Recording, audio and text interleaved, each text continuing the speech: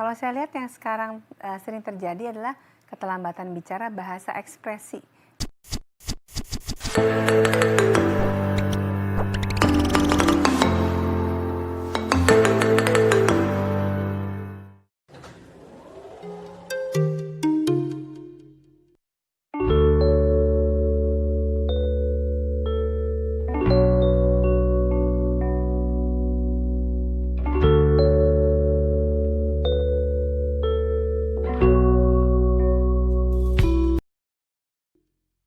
Bicara mengenai terapi pada anak dengan keterlambatan bicara tergantung penyebabnya.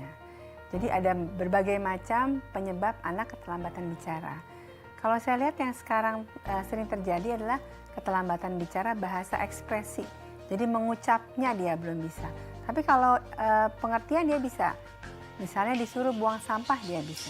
Yang disuruh ambil sepatu dia bisa. Berarti bahasa pengertian atau reseptifnya baik. Tapi bahasa ekspresinya itu yang kurang karena stimulasinya kurang banyak.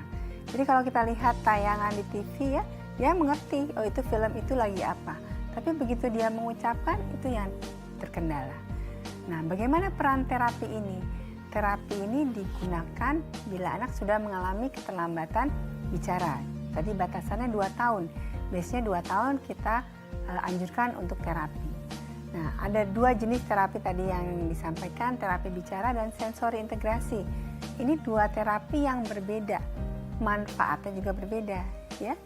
Terapi bicara ini untuk mengoptimalkan perkembangan bicara. Jadi yang melakukan adalah terapis khusus untuk bicara, ya. Yang kedua adalah sensori integrasi. Ini tujuannya supaya anaknya fokus, lebih diem, ya. Kalau disuruh nurut, kalau dipanggil nengok. Nah itu dilakukan dulu terapi sensori integrasi. Jadi pilihan terapinya tergantung kasus anaknya. Nggak seluruh kasus anak dengan keterlambatan bicara harus sensori integrasi. Atau ada yang kombinasi, atau ada yang sensori integrasi dahulu. Jadi biasanya itu yang memutuskan adalah dokter, ya, untuk menentukan terapi apa yang diperlukan anak tersebut, ya. Setelah itu nanti kita pantau bagaimana kemajuannya. Jadi sangat tergantung dari kerajinan orang tua membawa terapi dan melakukan terapi tersebut, ya, yang sederhana di rumahnya. Biasanya mereka terapi seminggu 2 kali lah, paling banyak 3 kali. Nah 4 hari yang lain dalam seminggu tugas orang tuanya, ya. Jangan menyerahkan sepenuhnya kepada terapis tersebut, ya.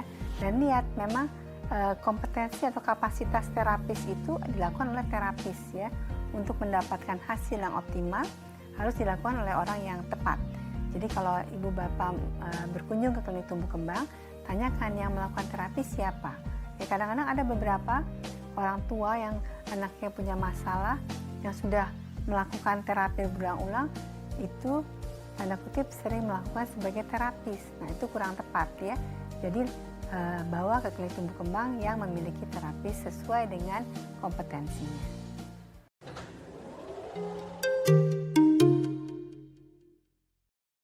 Untuk meningkatkan kemampuan seorang anak belajar bicara lebih baik, ada satu lagi caranya, ya.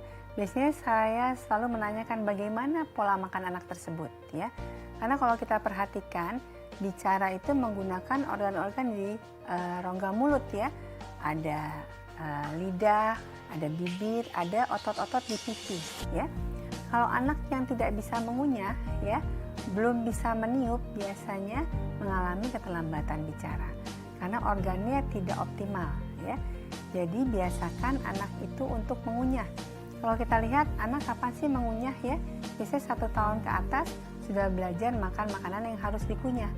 Kalau anak makannya baik, katanya cepat. Berarti kalau cepat itu ditelan, berarti otot-otot di bagian pipi ini tidak bergerak untuk mengunyah, ya. Ada lagi cara yang lain adalah mengoptimalkan anak itu meniup, ya. Coba perhatikan ibu bapak, kalau punya anak 1 tahun atau 1,5 tahun, bisa nggak dia meniup?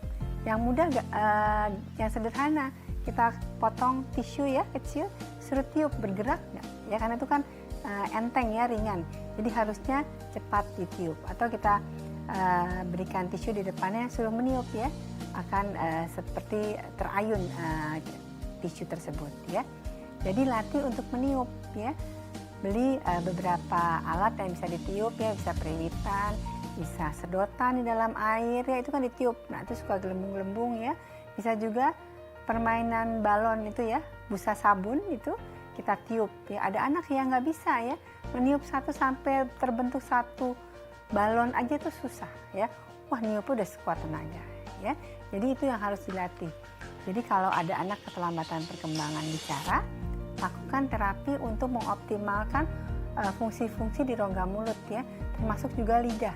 Disuruh menjulur ke depan, ke atas, ke samping, kiri, kanan ya, itu juga. Satu lagi adalah sensitif di dalam rongga mulut ya. Ada beberapa anak yang tidak mau gosok gigi ya, baru masuk aja udah nangis. Nah itu karena dia sensitif kalau ada yang masuk ke dalam mulutnya. Nah kalau kita lihat di perkembangan anak, di bawah setahun sebenarnya sudah kita perkenalkan dengan sikat gigi, dibersihkan. Jadi ada sensasi di dalam rongga mulut ya.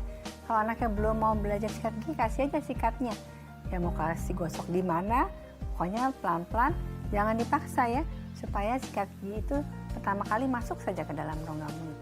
Supaya di dalam rongga mulut dia sudah tahu bahwa itu tidak masalah, tidak apa-apa. Jadi anaknya tidak menolak bila kita melakukan massage nanti ya, ada massage di rongga mulut untuk menambah kemudahan anak tersebut terapi bicara. Respon orang tua atau pengasuhnya begitu berlebihan, jadi anaknya, wah ini saya salah nih ya.